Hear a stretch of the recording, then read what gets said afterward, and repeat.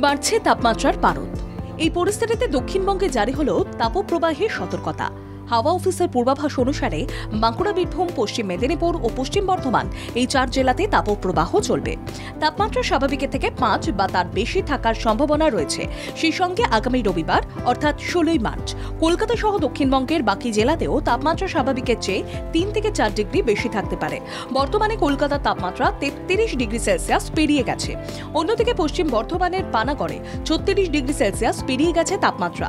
দক্ষিণ 24 পরগনার ডায়মন্ড হারবার এবং বাঁকুড়ার তাপমাত্রা 35 ডিগ্রি সেলসিয়াস ছুঁয়েছে। কলাইকুণ্ডা ও পুরুলিয়াতেও তাপমাত্রা 35 ডিগ্রি সেলসিয়াস পেরিয়েছে। আগামী বেশ কয়েকদিন নেই বৃষ্টির পূর্বাভাস। বলা যায় আগামী দিনে দক্ষিণে হু হু করে বাড়বে তাপমাত্রার পারদ। অন্যদিকে দক্ষিণবঙ্গে তাপপ্রবাহ চললেও উত্তরবঙ্গে আবহাওয়ার চিত্রটা খানিকটা আলাদা। হাওয়া অফিসের পূর্বাভাস অনুসারে বৃহস্পতিবার উত্তরবঙ্গে ঝড় ও বৃষ্টির সম্ভাবনা রয়েছে। সেই সঙ্গে শুক্রবার পর্যন্ত দার্জিলিং, কালিম্পং, পার্বত্য জেলাতে বজ্রবিদ্যুৎ সহ হালকা থেকে মাঝারি বৃষ্টিপাত হতে পারে। বৃষ্টির সঙ্গে 30 থেকে 40 কিলোমিটার গতিবেগে দমকা ঝোড়ো বাতাস বইবে। দার্জিলিং এবং কালিম্পংয়ে বৃষ্টি চলবে শুক্রবার পর্যন্ত। ব্যুরো রিপোর্ট, বাংলা জাগো।